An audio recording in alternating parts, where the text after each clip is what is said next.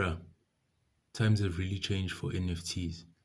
Non-fan, n- uh, non-fungible tokens are basically things that people invest into, whereas when you own a share of it or the NFT, you only own the specific price that it is about. But the thing about it that how I learned about this, or I what I used to do to learn about these things, because I never used to know what an NFT was. I just always used to think, okay, these people go into Photoshop and use filters, and then they make something that can't be repeated anymore because they use so many filters that no one would ever think of using those filters in that algorithm. But it's something a bit different if you have to think of it, or let me try to put it in a perspective of how my brain put it all together when I got explained this. So a non-fungible token is basically, it's money, but it's money that's being controlled by someone outside. And they got fucked. They got fucked big time. You see, what had happened was NFTs are basically investments that come with a art piece, but a digital art piece. The reason why it can't be repeated anymore because that art piece is built on a basis of algorithms. So the problem with this whole market is that the people who couldn't break into the market got jealous and they broke it down completely. But it still exists in a way that it's not as honed, as protected anymore. Basically, what was happening was that, so let's say I go live onto the NFT market with my NFT. So let's say this calendar is an NFT. Bow, there's my NFT. So I tell you this NFT costs 1 rand. So I take this 1 rand and I go to buy, and I say, okay, buy, give me two damlers. So maybe in the location, two damlers cost 50 cents. Then I come back to maybe a buy in a urban area, and I say, buy, can I please return these two damlers? And then I get 2 rand for those damlers from 1 rand.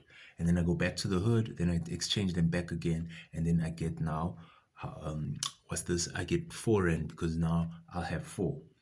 The thing about this is that what was happening was that they were telling their clientele that, you know what, your NFT is worth 1 rand. And then they tell them, okay, since it's under Ethereum, 1 rand costs 1 rand today, and maybe 1 rand costs 1 rand 20 tomorrow. So tomorrow your NFT is worth 1 rand 20. But they weren't telling them what they were doing with your investment, your initial investment. Because at the end of the day, all they were doing was that exact thing. They were investing, but keeping your art piece at the same price. So now what was happening was that there were people who couldn't quite understand why these people were making so much money off these things, and they basically broke into that market. So the originators of this thing felt that, you know what, this is our way of making money. Yes, it's a bit selfish, but at the end of the day, it keeps its value way more than what art in the Louvre would keep its value. Because at the end of the day, let's say now I go back and forth doing the whole taking 50 cent sweets, taking to its 1 rand and making an extra 50 cents off it. Okay, I'm making 100% profit, yes, but my time, my effort doing that makes me a profit. So let's say maybe when I get to 6 rand, what I do is I go back to my client and I say, okay, you know what? Your art piece is now worth 1 rand 80. So I give you your 1 rand 80, and then I keep my 4 rand 20. And then after I keep my 4 rand 20, that means now your art piece and its worth stays the same. When someone buys your art piece, all I'm doing is I'm just transferring it to the next NFT trader who's trading it for you. That's another reason why it lost its value so much, because it became like cultinism. You understand what I mean? People couldn't break into that market, which is a good thing, because at the end of the day, even if you go to Wall Street, no one can just break into Wall Street. No one can just come in and start making changes, start making decisions. You start off in the mailroom. After the mailroom, you get a small little desk where you're answering phone calls all day, maybe for another 2 years, but you're getting your money. You understand what I mean? And maybe in 3 to 4 years, you're getting a little bit of a budget. Now that's what was happening here. It was people who were sick of working the desk, working the mailroom, and they made a way. The problem with it is that now once this market crashed, so many NFTs lost so much of their value that it became not worthless, but it became almost nothing, because now they had to start thinking for themselves to say, you know what, maybe they have 100 NFTs in one blockchain, and that blockchain is attached to a cryptocurrency that adds value onto those NFTs. That's the thing that's keeping most NFTs alive, is the fact that if they connected to a blockchain that's still existent and making money, they still retain some of their value, but not all of their value. It's the same like that NFT with the first tweet or whatever.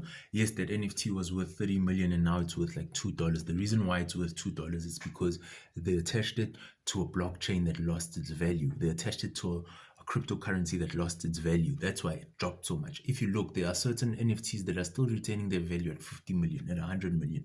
Why? Because those NFTs are connected to things like the early days of Bitcoin, the early days of Ethereum. So now, if you look at all of those things and you look at how the market has transformed, obviously, it's not something that's easy. Yes, you can take this and think, you know what, I'm going to take this concept and I'm going to copy it. At the end of the day, trading is a place like the open ocean, and all traders are sharks. The rest of their clientele are fish. So if you think of it in that way, you're gonna meet up with a whale. A whale don't give a damn about a shark or a fish. It'll just swallow everything up because that's its job. You understand what I mean? That's the country that you're in, the economy that you're in's job, to just swallow everything up. And that's the biggest problem with these people, is that someone will probably watch this video and think, you know what, I'm gonna try and make some images and make a profit off it. There's a certain recipe towards doing all of those things. That's the type of thing that they try to educate you when you watch all of those things, when you go to the seminars and see how these people teach you with these things. All I can say is that, you know what, the NFT market has grown so much. I mean, like, people have started collections of the NFT market, buying one NFT, profiting off it, instead of, spending the money on stupid thing, buying something like a house, or buying, like, a hypercar that retains its value.